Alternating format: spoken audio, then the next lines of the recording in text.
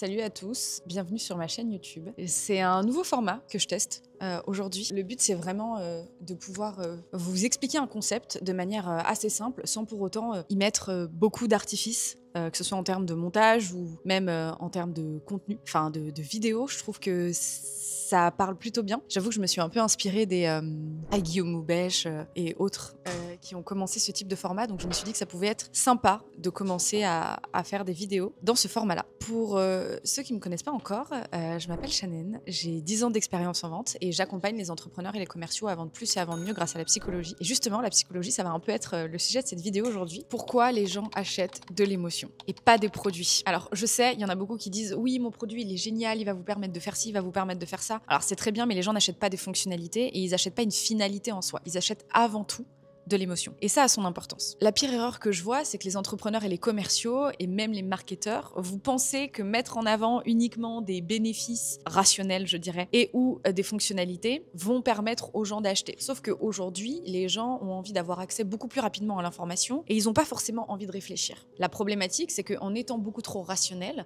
vous laissez à votre prospect faire le chemin lui-même. Et en fait, vous n'êtes pas des vendeurs, vous êtes des présentateurs. Présenter une liste de fonctionnalités ne fait pas de vous un bon commercial ou entrepreneur. Ou en tout cas, ne fait pas de vous un bon vendeur, ça c'est sûr et certain. Par contre, essayez de faire le lien entre ce que propose votre solution et le bénéfice émotionnel, c'est ce qui fait de vous un bon vendeur et un bon commercial. Puisque les gens viennent assouvir des émotions, votre travail, c'est de le comprendre pour pouvoir le mettre en avant et donc doubler vos ventes. Les gens n'achètent pas des fonctionnalités, n'achètent pas de la rationalité. Les gens achètent pour ressentir. Les gens payent pour ressentir quelque chose. Et je vais vous donner des exemples concrets que vous voyez vraiment dans votre vie de tous les jours. Vous n'achetez pas un ordinateur juste pour sa fonction d'ordinateur. Vous achetez un Mac parce que le fait d'avoir un Mac, c'est quand même un lifestyle, parce que vous êtes fier quand vous allez dans un coworking de l'exposer, quand vous allez dans un endroit, parce que le design vous fait ressentir de l'émotion, parce que quand vous recevez le Mac et vous le unboxez, vous l'enlevez de la boîte, vous ressentez de l'émotion. Et tout ça, c'est quelque chose qui a été travaillé par Apple. Alors, on est sur du B2C, et la grosse erreur, c'est que les gens ont souvent pensé que c'était uniquement adressé au B2C. Mais j'ai une question. Les gens qui achètent des produits B2B, c'est qui? C'est des humains. Et c'est quoi la différence entre un B2C et un B2B? C'est une personne qui achète pour le compte de son entreprise ou qui achète pour son compte personnel. Mais dans tous les cas, c'est le même être humain qui prend la décision. Donc pourquoi est-ce que la partie émotionnelle ne fonctionnerait pas sur le B2B? Et c'est justement ce qui se passe en ce moment et c'est ce que je vois le plus. En tant que coach, je me rends compte qu'en fait, beaucoup mettent en avant du rationnel, mais ça n'évoque aucune émotion. Et du coup, vous sonnez exactement comme vos concurrents. Alors que quand vous ramenez de l'émotionnel, vous faites ressentir quelque chose à la personne et ça, c'est quelque chose que votre concurrent ne peut pas vous voler et ne peut pas réutiliser. Quand vous dites on vous permet de gagner du temps, on va vous permettre de réduire vos coûts, c'est bien, mais ça fait ressentir aucune émotion parce que les gens n'arrivent pas à se projeter. Ils ne connaissent pas cette sensation-là. Votre but, c'est de leur faire ressentir ça. Comment? En utilisant de l'émotionnel. Et ça, vous devez l'inclure dans votre pitch. Dans cette vidéo, je vais vous montrer plusieurs choses. La première, c'est pourquoi l'émotion est le moteur de l'achat. Donc on va faire une petite revue des éléments scientifiques, des exemples concrets bien évidemment, et surtout comment vous pouvez vous en servir pour vendre plus. Déjà, commençons par la base psychologique. Je parle beaucoup de Daniel Kahneman dans cette vidéo parce que c'est une des personnes qui allait le plus loin sur le fonctionnement de la pensée et la prise de décision. Mais c'est pas le seul. Vous en avez d'autres, vous avez Cialdini, vous avez Antonio Damasio aussi qui est allé quand même assez loin. Mais Daniel Kahneman explique dans son livre Les deux systèmes de pensée, donc système 1, système 2, en anglais Think Fast and Think Slow, que les décisions d'achat sont majoritairement prises par le système 1, autrement dit instinctives. Elles sont ensuite justifiées par le système 2. Donc le système 2 vient s'assurer que vous ne prenez pas une décision dangereuse, entre guillemets, pour le système 1, donc dangereuse pour vos finances, dangereuse pour vous, etc. Mais votre choix, en réalité, est déjà fait avec l'émotionnel. C'est pour ça qu'il ne faut pas jouer que sur un des deux aspects, il faut vraiment se concentrer sur l'émotionnel, mais aussi sur le rationnel. En général, vous n'avez pas trop de problèmes sur le rationnel, souvent c'est l'émotionnel qui bloque. Cialdini en parle également, il précise que, dans son livre Les 6 principes de persuasion, il précise que l'être humain est un être émotionnel avant d'être un être logique. Ce qui signifie donc, et c'est ce qu'on dit souvent en neurosciences, qu'une décision d'achat sans émotion est presque impossible. Quand on comprend ça, on se dit mais attends, comment est-ce que je vais faire moi pour rajouter de l'émotionnel dans la vente B2B? Qu'est-ce que je peux dire? Comment est-ce que je peux le transformer? Je vais y venir. Antonio Damasio a une citation que j'adore, je vais vous la lire. Nous sommes des êtres rationnels qui ressentent, mais des êtres émotionnels qui rationalisent. Et c'est là la subtilité. Bien évidemment qu'il ne faut pas confondre émotionnel et impulsif. On n'est pas non plus des bêtes sauvages, on n'est pas instinctif comme un animal, mais on va quand même plus faire confiance à nos émotions qu'à notre rationalité. Qu'on le veuille ou non. Et d'ailleurs, ça me fait penser à une anecdote, mais j'ai fait mon mémoire de fin d'études sur les biais cognitifs qui viennent impacter la prise de décision stratégique à très haut niveau. Donc, j'ai principalement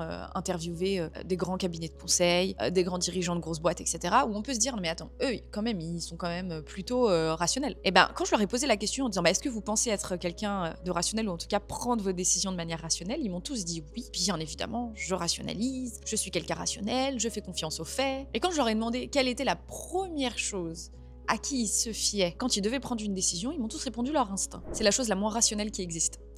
C'est ultra émotionnel. C'est lié à votre propre personne. Ça n'a aucun impact scientifique, ça n'a aucun fait scientifique, ça n'a aucune data sur laquelle se baser. C'est ultra émotionnel. Et ça m'a pas trop surprise, parce que quand je prends des exemples, par exemple Apple, il vous vend pas des téléphones et des ordinateurs. Apple, il vous vend un lifestyle. Quand vous avez un iPhone, vous êtes fier, vous voulez l'exposer, il y a toute une histoire de la marque. Steve Jobs, c'est quand même un leader qui est inspirant. Ils ont créé toute une histoire, toutes les émotions autour de ça. Et c'est la même chose pour les publicités de voitures. Je sais pas si vous vous souvenez peut-être, mais les meilleures pubs, c'est souvent celles qui provoquent une émotion. Et c'est souvent celles dont on se rappelle, que ce soit des pubs pour de la nourriture ou des pubs pour des objets électroniques ou pour des véhicules, peu importe. Il y a toujours une histoire qui fait ressentir de l'émotion et c'est comme ça qu'on augmente les ventes. Dans le B2B et sur la vente en one-to-one, quand vous êtes face à votre prospect, c'est un peu la même chose. Le problème, c'est que personne l'utilise alors que c'est un des leviers les plus puissants. Et puis surtout, c'est comme ça que votre prospect se sent compris. Pour vous expliquer, il y a 4 émotions qui permettent de vendre aujourd'hui. La première, c'est le désir. Oui, c'est une émotion. Le désir, c'est on a envie, on désire, on veut posséder. Vous savez, on veut tous cette voiture de luxe, ou on veut tous ce sac de luxe, on veut tous cette montre. Vous avez compris, en fonction de vos passions et de vos envies, vous allez plus ou moins avoir envie de certaines choses, mais on veut ce truc un peu haut de gamme, on le désire. Et on a un exemple qui est très concret, c'est pourquoi est-ce que les gens achètent des voitures de luxe. Je vous assure que c'est pas juste pour aller plus vite, c'est surtout pour ressentir de la fierté, pour ressentir un statut. C'est ça les vraies raisons. C'est pour ça que les gens achètent une voiture de luxe. Ils veulent une Ferrari, ils veulent une Rolex parce qu'ils veulent appartenir à cette classe, parce que ça les fait sentir importants, parce que ça rapporte de la fierté. Encore une fois, ultra émotionnel. Et justement, les vendeurs de voitures, donc pour tous ceux qui vendent de l'automobile, vous pouvez le dire quand vous vendez des véhicules, c'est dans cette voiture, qu'est-ce que vous voulez que les gens s'imaginent de vous. C'est comme ça qu'on pose des questions émotionnelles et c'est comme ça qu'on peut ramener de l'émotionnel. Parce que les gens, ce qu'ils veulent, c'est, quand ils achètent un véhicule, c'est que ça dise quelque chose d'eux. Est-ce que je suis quelqu'un qui plutôt s'en fiche et a une voiture assez simple parce que je fais attention sur autre chose? Est-ce que je suis plutôt quelqu'un qui, en effet, a de l'argent, a envie de le montrer, a de la réussite, a envie de le montrer? Qu'est-ce que je veux que ça dise sur moi, cet achat? Parce que c'est un achat important. C'est pour ça qu'il y a des marques qui fonctionnent mieux que d'autres, d'ailleurs, hein. C'est assez logique. La deuxième émotion, j'en ai parlé dans une précédente vidéo, donc si tu l'as pas encore vue, je t'invite à retourner sur ma chaîne, je te la mets juste ici. C'est la peur, l'aversion à la perte, la peur. En B2B, ça fonctionne extrêmement bien, mais ça fonctionne aussi avec les assurances, avec tout ce qui est antivirus, de la formation, etc. Comment ne pas rater le coche. C'est vraiment la FOMO, ce qu'on appelle Fear of Missing Out. Donc la peur de manquer quelque chose. Donc la peur aussi, c'est une émotion qui va venir déclencher l'achat. J'ai peur de passer à côté de cette opportunité. C'est ce qui se passe souvent avec les cryptos, hein. Les assurances, j'ai peur que si demain ma maison brûle, finalement, j'ai plus tout ce qui m'est cher, etc. Tout ça va venir impacter, bien évidemment, notre prise de décision et donc va venir nous créer de l'urgence. J'en parle dans ma dernière vidéo, mais sachez juste une chose, c'est que la peur de perdre quelque chose est 2 fois plus importante que le plaisir lié au gain. Donc mettre en avant les aspects négatifs de ce que la personne ne va plus perdre vous permet considérablement d'augmenter vos ventes par rapport à mettre en avant uniquement les bénéfices. Donc, si je vous donne un exemple concret, imaginons que vous vendiez une assurance. Le fait de dire, imaginez demain votre maison brûle et vous avez tout perdu. Qu'est-ce qui se passe? Alors l'assurance habitation est obligatoire bien évidemment, mais ça fonctionne aussi pour tout type d'assurance. C'est pour ça qu'il y a des gens qui achètent des assurances de téléphone. Imaginez demain on vous vole votre téléphone. Qu'est-ce qui se passe? Faites aussi attention à la tonalité que j'utilise parce qu'elle est très importante. C'est ça aussi qui permet de placer ce genre de phrase qui est très difficile quand on va sur de l'émotionnel et plutôt de la ramener sur un ton un peu plus empathique. Monsieur Michel, je peux vous poser une question? Oui, oui. Si demain, quelqu'un vous vole votre téléphone, qu'est-ce qui se passe pour vous? Le fait de mettre des pauses permet aussi d'avoir un ton qui est un peu plus empathique. Donc pour la version à la perte, ce que je vous recommande de faire, c'est de tourner un petit peu vos questions en négatif, de penser à la perte, pas au gain, mais vu qu'on gagne tant, qu'est-ce qu'on évite de perdre? Donc c'est vraiment faire cette réflexion par rapport à votre business et bien évidemment utiliser un ton comme celui que je viens d'utiliser avec pas mal de pauses, une tonalité un peu plus empathique, ça va vous permettre de poser beaucoup plus facilement ces questions. La troisième émotion, c'est l'espoir. Plutôt que de la perte, il y a aussi une émotion où on espère, on aimerait. C'est un peu comme le joueur du loto. On joue au loto parce qu'on espère qu'un jour on peut gagner. On n'est pas trop dans la version à la perte à se dire oh, si je perds 2 €. Non, c'est plutôt j'espère pouvoir gagner cette somme-là. Ça fonctionne aussi pour tout ce qui est formation, produits de beauté, développement personnel. On vend plutôt une transformation. Et là, c'est vraiment ce produit peut transformer ma vie. Cette crème peut me faire un teint incroyable. Parce que cette célébrité pose sur la publicité avec des cheveux incroyables, donc ce produit va me donner des cheveux incroyables. J'espère une transformation. J'envie. C'est vraiment du désir, mais c'est aussi de l'espoir. Alors parfois, les émotions se suivent sur les processus de vente. Apple dit toujours Think Different, donc c'est un de leurs slogans, penser différemment, et Tesla aussi. Tesla a ramené cet espoir de conduisez le futur. Vraiment, c'est à la fois du désir, mais aussi de l'espoir d'être transformé, d'être un peu en avance avec son temps, et ça vient aussi en lien avec la 4e émotion qui est l'appartenance. On achète aussi pour faire partie d'un groupe, une communauté, des clubs privés par exemple, ou des marques de luxe, Hermès. On sait très bien que quand on a ce Birkin, on appartient en fait à ce groupe de personnes qui a les moyens de s'acheter un Birkin. Donc ça revient aussi un petit peu avec du désir, mais c'est les 4 émotions qu'on va venir un peu distinguer, qui se suivent un petit peu entre elles et qui peuvent venir fluctuer ou en tout cas donner envie aux prospects réellement d'acheter. Ça va être la première raison. On va venir bien évidemment la justifier avec du rationnel. C'est-à-dire que je vous donne un exemple. Imaginons que vous vendiez une maison. Ok, vous vendez une maison, vous êtes dans l'immobilier et vous vendez une maison incroyable. Vous savez que c'est en dehors du budget de vos acquéreurs, par contre, ils ont les moyens. C'est pas en dehors de leurs moyens, c'est en dehors de leur budget. Vous allez donc avoir un travail un peu de transformation, d'évolution. Ça marche aussi pour la vente de fenêtres, je tiens à le préciser. Tout ce qui est vente de fenêtres, panneaux solaires, ça marche aussi. Ce que vous allez vendre, c'est mais regardez, dans cette rue, il y a que des gens qui sont comme ça. Donc là, ça va être l'appartenance. À qui est-ce que vous voulez appartenir? Ensuite, ça va être le désir. Le désir de cette grande maison qui en dit beaucoup sur vous. Qu'est-ce que vous voulez que les gens disent de vous finalement? On va avoir ensuite l'espoir. C'est imaginez-vous demain dans cette grande cuisine avec vos enfants qui joue, cette possibilité d'inviter tous vos amis, contrairement à ce que vous m'avez dit par rapport à votre cuisine actuelle qui permet pas de recevoir, imaginez-vous là-dedans. Et la peur, c'est ce type de bien, c'est assez rare. Est-ce que vous souhaitez qu'il vous passe réellement sous le nez? Est-ce que vous êtes prêt à le laisser passer, ce bien, cet investissement de vos rêves? Et ensuite, on va venir rationaliser. En plus, c'est un bien qui est sous-évalué. Vous n'allez pas perdre d'argent dessus. On est juste à côté des écoles, donc c'est beaucoup plus pratique pour vous. Techniquement, il coche toutes les cases des appartements que vous souhaitez. Là, on est sur du rationnel. On va venir jouer sur de l'émotionnel et du rationnel. Alors sur une vente de maison, ça s'applique très bien. Sur une vente de fenêtres, c'est pareil. C'est regardez les fenêtres de vos voisins. Je sais que c'est quelque chose auquel on ne fait pas trop attention, mais regardez un petit peu les fenêtres de vos voisins. Est-ce que maintenant vous remarquez la différence avec vos fenêtres? Pareil, on n'a pas envie d'être celui du quartier qui a les fenêtres les plus moches. Ça, pour vendre des fenêtres, encore une fois. Et là, on va utiliser un argument rationnel. Oui, mais vous savez que quand vous avez ce type de fenêtre, ça augmente la valeur de votre bien. Parce que du coup, les prochains acquéreurs n'auront pas besoin de refaire les fenêtres. Argument rationnel, mais émotionnel. C'est-à-dire que je vais toujours doubler mon argument émotionnel d'un argument rationnel qui va venir appuyer, bien évidemment. Les gens ne sont pas stupides, on n'est pas là pour les manipuler, encore une fois. Je l'explique toujours, mais sur ma chaîne, on fait de la vente éthique. Concrètement, comment l'utiliser? Alors, je vous ai donné quelques exemples, mais il y a quelques points qu'on va venir retrouver. C'est aussi pas mal de storytelling. La manière dont vous allez amener quelque chose. N'hésitez pas à utiliser des cas clients. Mon client pense exactement la même chose de vous. Vous savez, il s'est retrouvé dans cette situation où il n'avait jamais vraiment fait attention à ses fenêtres. Et puis, un jour, il a eu un membre de sa famille qui est venu dîner chez lui et qui lui a dit « Ah tiens, on a refait toutes nos fenêtres. Ah, c'est vrai que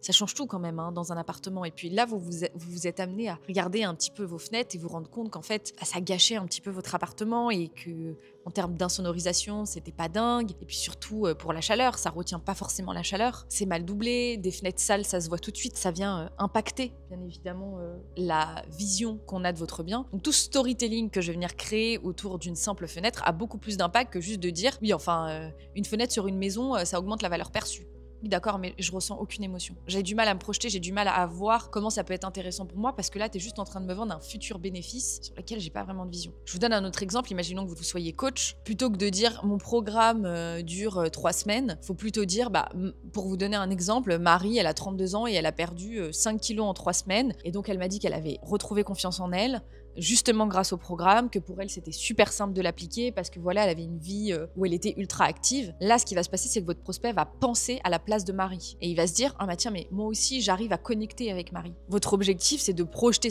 votre prospect dans sa vie après avoir acheté le bien. Là, je parle de B2C, mais ça fonctionne également pour le B2B. Moi, quand j'ai des clients en B2B, quand je vendais du CRM, je leur disais souvent « Mais imaginez demain, en un coup d'œil, vous savez exactement où vous en êtes sur votre pipe du mois. Vous avez un rendez-vous avec les investisseurs et vous avez à peine besoin de le préparer parce que vous avez un rapport clé de ce qui a fonctionné, de vos taux de conversion, etc. Et que vous pouvez savoir exactement où est-ce que vous avez des trous dans la raquette et vous concentrer sur les solutions à apporter. Même chose, je projette le client sur une utilisation. Je ne lui ai pas juste dit « Oh, regardez, sur ce beau rapport, vous allez avoir tous vos chiffres. » c'est bien, mais je présente et je ne suis pas une présentatrice. Je suis une commerciale. Et donc, quand vous prenez le rôle d'un commercial ou d'un entrepreneur, votre rôle, c'est aussi de faire ressentir les émotions à vos prospects. Il y a des petits mots qu'on va pouvoir réutiliser et remplacer, plutôt que de dire, voilà, performant, utiliser libérant, apaisant, rassurant, puissant. Pareil, ça, c'est des mots qui déclenchent un peu plus une émotion que performant. En fait, performance, ça veut pas dire grand-chose. Augmenter,